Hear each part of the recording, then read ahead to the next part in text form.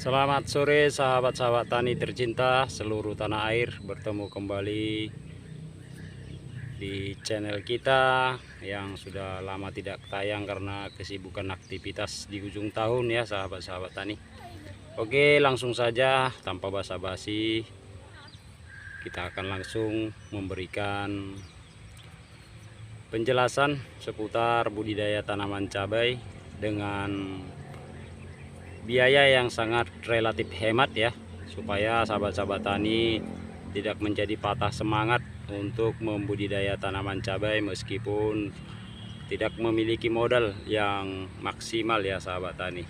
Ya, nantinya setelah mendapatkan hasil bisa dijadikan modal untuk penanaman berikutnya ya sahabat-sahabat tani, dan agar nantinya sahabat-sahabat tani tidak menjadi mengalami kerugian ketika harga tanaman atau harga buah cabenya di bawah yang kita harapkan ya, atau boleh dikatakan harga murah ya. Oke, ini yang akan saya jelaskan teknik penanaman cabai hemat biaya ya sahabat tani. Silahkan disimak terus. Langsung saja ya sahabat tani, ini kita sudah tanam ya. Ini untuk proses penangkaran benih kita perlakukan secara organik ya sahabat-sahabat tani ya. Ya, supaya biayanya lebih hemat. Oke, setelah kita pindah tanam ya. Ini kisaran di usia 21 HST ya, 20 hari setelah tanam ya. Ada juga yang sudah di kisaran umur 55 atau sekitar 40 HST ya sahabat-sahabat tani. Kita nggak pala hitung waktu kita pindah tanam secara pasti. Nah, ini otomatisnya kalau kita tidak menggunakan mulsa ya sahabat tani ya, atau tidak menggunakan mulsa, ini untuk petani hemat dana. Tentu dalam beberapa minggu setelah pindah tanam maka akan terjadi erosi ya, akan terjadi erosi. Maka ini ya, gang gulutannya kita cukur ya, kita kikis untuk meninggikan gulutan agar pH ya, ini pH-nya bisa tetap terjaga. Jadi ketinggian gulutan itu sangat-sangat mempengaruhi untuk kondisi pH ya. Nah, oke. Sebelumnya saya ingin memberikan satu buah rahasia ya, rahasia untuk tanaman bisa tumbuh maksimal dan juga nantinya bisa tumbuh dalam jangka waktu yang lebih lama ya. Utamanya kesediaan nutrisi pada media tanam sangat-sangat masih bisa memberikan asupan kepada kebutuhan nutrisi tanaman. Oke, langsung saja ya sahabat tani. Ya, tekniknya begini ya sahabat tani. Sebelum kita naikkan tanah ini ya sahabat tani, sebelum kita naikkan tanah ini silahkan ditabur dulu ya kompos di sebelumnya, ditabur kompos.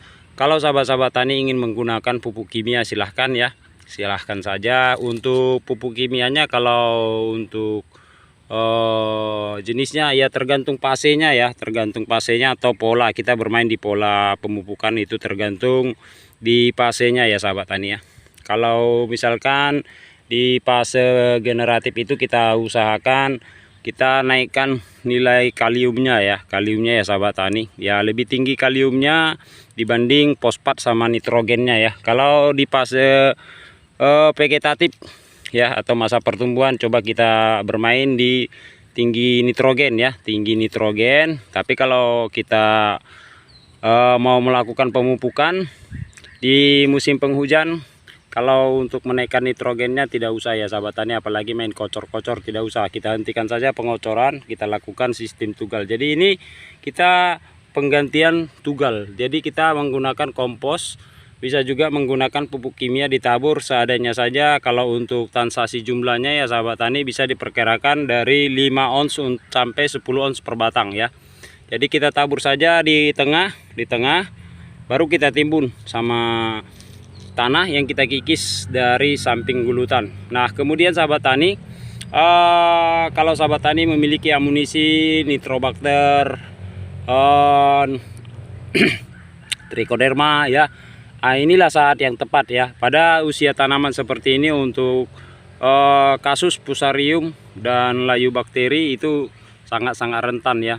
Jadi pada saat seperti ini butuh dikontrol. Boleh silahkan setelah tanahnya dinaikkan, lalu disemprot dengan larutan trichoderma yang sudah kita cairkan ya sahabat-sahabat tani.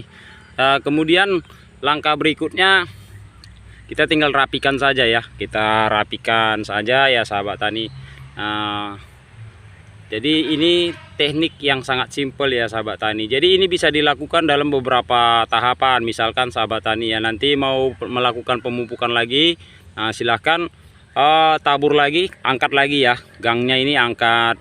Jadi nantinya ini akan tanaman bisa tahan ya untuk dalam jangka panjang, karena ketika kita timbun ini ya, datang tanah baru, ini akar akan menjalar kemari, jadi dia nggak mentok, jadi dia nggak dipaksa ke bawah. Sementara apalagi tanah dataran rendah ini jelas media di bawah ini pH drop, ini bentuk lihat ya, kenyal ya. Nah, jadi dia tidak terpaksa kemari. Jadi ketika nanti curah hujan tinggi, ini akar tidak ada tergenang oleh air karena lokasi-lokasi banjir. Jadi dia bermain di atas. Ketika air surut, maka lebih terjamin bahwasanya akar tanaman itu akan lebih sehat dibanding daripada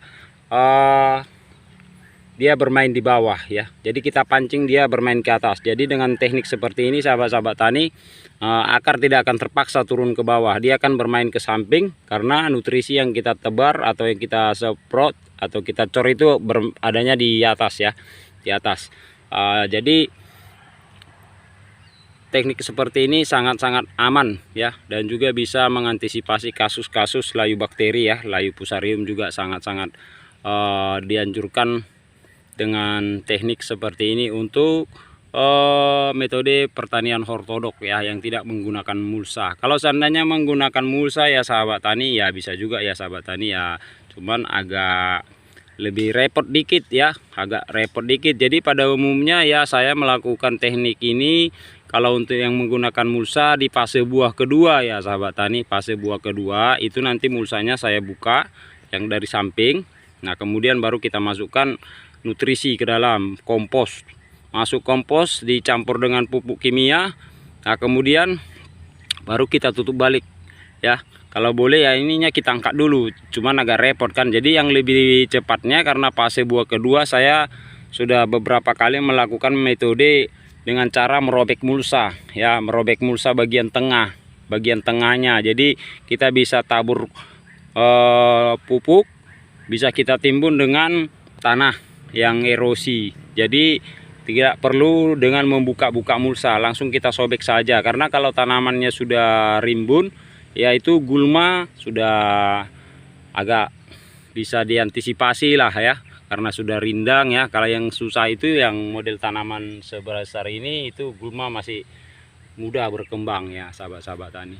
Jadi ini bisa juga ditambahkan dengan misalkan unsur karbon silika ya, dari abu pembakaran atau arang ya sahabat tani, lebih bagus.